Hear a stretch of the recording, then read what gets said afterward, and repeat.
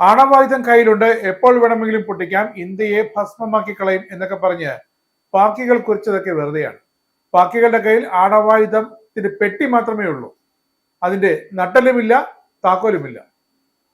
പൂട്ടിയിരിക്കുന്നത് മറ്റാരുമല്ല, സാക്ഷാൽ അമേരിക്ക തന്നെ. അമേരിക്കയിൽ ഏത് പ്രസിഡന്റ് അദ്ദേഹത്തിൽ വന്നാലും ആദ്യം നോക്കുന്നത് പാകിസ്ഥാനിലെ ആണവായുധ പെട്ടിയുടെ താക്കോൽ കയ്യിലുണ്ടോ എന്നാണ്. പാകിസ്ഥാന് നട്ടലില്ലെന്ന് വീണ്ടും വീണ്ടും അവർ തെളിയിച്ചുകൊണ്ടിരിക്കുന്നു. സ്വന്തം രാജ്യത്തിന്റെ കണ്ടുപിടുത്തമായ ആണവായുധം, അതായത് ഏറ്റവും ശേഷിയുള്ള, ലോകത്തെ മുഴുവൻ നശിപ്പിക്കാൻ ശേഷിയുള്ള സ്വന്തം രാജ്യത്തിന്റെ നട്ടല് പോലും പണയം വെച്ച് പാകിസ്ഥാനികൾ ഉണ്ടാക്കിയെടുത്തെന്ന് പറയുന്ന ആ ആണവായുധം, അത് പാകിസ്ഥാനികൾ അമേരിക്കയ്ക്ക് തൂക്കിവിറ്റു എന്നുള്ള വെളിപ്പെടുത്തലാണ് ഇപ്പോൾ ഞെട്ടിക്കുന്ന വിവരങ്ങളാണ് പുറത്തു വരുന്നത്.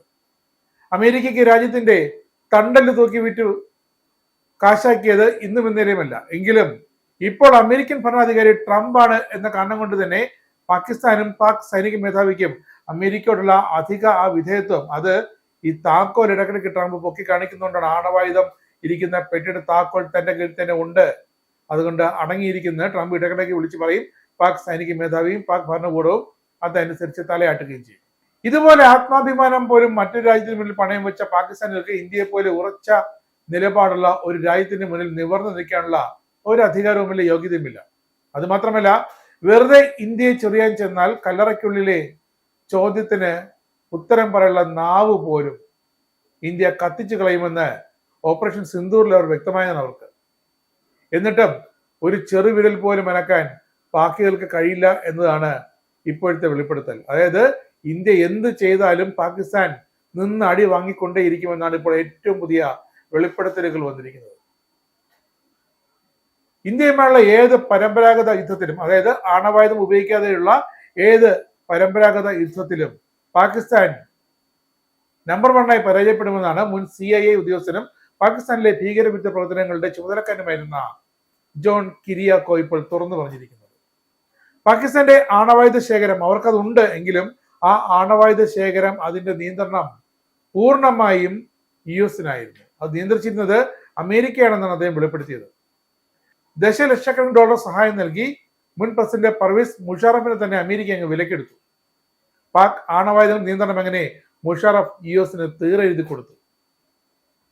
ഇന്ത്യയുമായുള്ള യുദ്ധത്തിൽ ഒന്നും നേടാനാകില്ലെന്ന നിഗമനത്തിൽ പാകിസ്ഥാൻ ഇനിയെങ്കിലും എത്തേണ്ടതുണ്ട്. ഈ പുറമേ കടന്ന് ഇന്ത്യക്കെതിരെ കിടന്ന് വാചക കസബ് നടത്തിയിട്ട് ഒരു കാര്യവുമില്ല. പാകിസ്ഥാൻ ഇനിയെങ്കിലും പർവേസ് മുഷാറഫിന്റെ ഗതി മനസ്സിലാക്കി യാഥാർത്ഥ്യം മനസ്സിലാക്കണമെന്നാണ് ഇപ്പോഴത്തെ ഒരു വിലയിരുത്തൽ. എന്തായാലും ഈ വിദഗ്ധൻ പറയുന്നത് ഇരു രാജ്യങ്ങളും തമ്മിൽ യുദ്ധമുണ്ടായിട്ട് ഒന്നും സംഭവിക്കാൻ പോകുന്നില്ലെന്നാണ്. ആണവായുധങ്ങളെ കുറിച്ചല്ല, പരമ്പരാഗത യുദ്ധത്തെ കുറിച്ചാണ് താൻ സംസാരിക്കുന്നതെന്ന് കിരിയാക്കോ പറയുന്നു. ഇന്ത്യയെ നിരന്തരം പ്രകോപിപ്പിക്കുന്നത് കൊണ്ട് പാകിസ്ഥാന് ഒരു പ്രയോജനവും ഉണ്ടാകില്ല. ഇടയ്ക്കിടയ്ക്ക് അടുത്ത മാധ്യമങ്ങളിൽ വാർത്ത വരുമെന്നല്ലാതെ. സ്വേച്ഛാധിപത്യ രാജ്യങ്ങളുമായി ചേർന്ന് പ്രവർത്തിക്കാൻ അമേരിക്കയ്ക്ക് ഇഷ്ടമാണ്. അതുകൊണ്ടാണ് അമേരിക്ക ഇന്ത്യയുമായും നരേന്ദ്രമോദിയുമായും ചേരില്ലെന്ന് പറയുന്നത്. കാരണം ലോകത്തെ ഏറ്റവും വലിയ ജനാധിപത്യ രാഷ്ട്രമായ ഇന്ത്യക്ക് ഇതൊന്നും അന്ന് അംഗീകരിക്കാനാകില്ല. അതുകൊണ്ട് തന്നെ പൊതുജനാഭിപ്രായമോ മാധ്യമ പ്രതികരണങ്ങളോ ഒന്നും അമേരിക്കയ്ക്ക് ഈ സ്വേച്ഛാധിപത്യ ഭരണാധികാരികളെ സഹായിക്കുന്നതിൽ നോക്കാനില്ല. അതുകൊണ്ടാണ് അന്ന് അമേരിക്ക മുഷാറഫിനെ അങ്ങ് വിലക്കെടുത്തത്. മുഷാറഫിന് കീഴിൽ പാകിസ്ഥാന്റെ സുരക്ഷാ സൈനിക നീക്കങ്ങളിൽ അനിയന്ത്രിതമായി ഇടപെടാൻ അമേരിക്കയ്ക്ക്, അമേരിക്കൻ സേനയ്ക്ക്, അമേരിക്കൻ പ്രതിരോധ സെക്രട്ടറി കഴിഞ്ഞിട്ടുണ്ടെന്നാണ് കിരിയാക്കോ ഇപ്പോൾ ചൂണ്ടിക്കാട്ടുന്നത്. ദശലക്ഷക്കണക്കിന് ഡോളർ നൽകിയതിനാൽ മുഷാറഫ് എന്ത് വേണമെങ്കിൽ ചെയ്തോളൂ എന്ന് പറഞ്ഞ് എല്ലാത്തിനും അനുമതി കൊടുത്തു. ഇതിനിടെ മുഷാറഫ് ഒരു ഡബിൾ റോൾ കളിച്ചു. US-നൊപ്പം നിൽക്കുമ്പോൾ തന്നെ രഹസ്യമായി പാക് സൈന്യത്തെയും തീവ്രവാദികളെയും ഇന്ത്യക്കെതിരെയുള്ള ഭീകര പ്രവർത്തനം തുടരാൻ മുഷാറഫ് മൗനാനുവാദം നൽകി, അതിന് നേതൃത്വം നൽകി. ഇതേക്കുറിച്ചാണ് പാക് സൈന്യം അന്ന് ആശങ്കപ്പെട്ടത്. അൽഖദയെ കുറിച്ചായിരുന്നില്ല, ആരെക്കുറിച്ച്? ഇന്ത്യയെക്കുറിച്ചായിരുന്നു പാക് സൈന്യത്തിന്റെ ഭീതി മൊത്തം. പാക് ആണവ ശാസ്ത്രജ്ഞൻ അബ്ദുൽ ഖാദിർ ഖാനെ US ഇല്ലാതാക്കാൻ പദ്ധതിയിട്ടിരുന്നു. കാരണം ഇനി അങ്ങോട്ട് പോയാൽ ആണവ ശേഖരത്തിൽ പാകിസ്ഥാൻ മുന്നേറുമെന്നും ഇത് തങ്ങളുടെ കയ്യിൽ നിൽക്കില്ലെന്നും US-ന് വ്യക്തമായി അറിയാമായിരുന്നു. പക്ഷേ ഇടപെട്ടത് ഇന്നത്തെ പോലെ അന്നും സൗദി അറേബ്യ തന്നെയായിരുന്നു.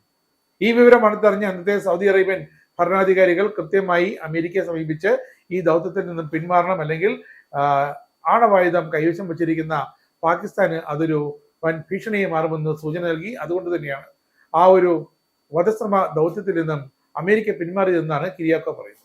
ഇതൊക്കെയാണ് നിജസ്ഥിതി എന്നിരിക്കെ ഇപ്പോൾ പാകിസ്ഥാനിലെ തീവ്രവാദ വിരുദ്ധ പ്രവർത്തനങ്ങളെ അതിന്റെയൊക്കെ മേൽനോട്ടക്കാരനും തീവ്രവാദ പ്രവർത്തനങ്ങൾ നിയന്ത്രിച്ചിരുന്ന ആളുമായ കിരിയാക്കോ ഇങ്ങനെയൊക്കെ വെളിപ്പെടുത്തുമ്പോൾ പാകിസ്ഥാനികൾ ഒരു ഉളുപ്പുമില്ലാതെ ഇന്ത്യയെ ചുട്ടരിച്ച് തങ്ങളുടെ കയ്യിൽ ആണവായുധമുണ്ട്, ഇന്ത്യയെ ചുട്ടരിച്ച് കളയുമെന്നൊക്കെ പറയുകയാണ്.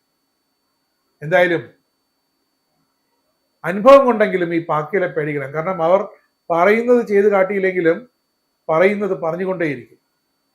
ഇന്ത്യക്ക് നേരെ ആണവായുധം പ്രയോഗിക്കാൻ മടിക്കില്ല എന്ന് എന്ത് ധൈര്യത്തിലാണ് പാകിസ്ഥാൻ പ്രതിരോധ മന്ത്രി അടക്കം അവിടുത്തെ ബിലാൽ അടക്കമുള്ള പിമാരടക്കം പറയാൻ നിരത്തിലിറങ്ങിയത് എന്ന് കൂടി ഓർക്കണം.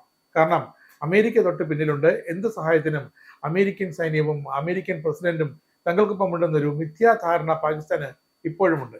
ഏത് നിമിഷം വേണമെങ്കിലും അമേരിക്ക ഇതെല്ലാം ഇട്ടെറിഞ്ഞ് മറ്റൊരു വിഷയവുമായി മറ്റൊരു ഭൂഖണ്ഡത്തിലേക്ക് ചാഞ്ചാടുമെന്ന് ലോകത്തിന് വളരെ വ്യക്തമായി അറിയാം. പാകിസ്ഥാന് മാത്രമേ അത് അറിയാതെ ഉള്ളൂ. ഇസ്രായേലിന്റെ 5 സൈനിക താവളങ്ങളിൽ കനത്ത നാശനഷ്ടം. മോദി വെളിപ്പെടുത്തുന്ന ഇന്ത്യയുടെ വികസനത്തിന്റെ മയക്കുമരുന്ന് വിൽപ്പനയ്ക്കെതിരെ ശക്തമായ നടപടിയെടുത്ത് ഷാർജ പോലീസ്. അമേരിക്കയിലെ സാധാരണ മനുഷ്യരോട് കൂടിയാണ് കോൺഗ്രസിനുള്ളിൽ പങ്കുവയ്ക്കാൻ വി ഡി സതീശൻ ഓപ്പറേഷൻ സിന്ദൂറിൽ ഉപയോഗിച്ച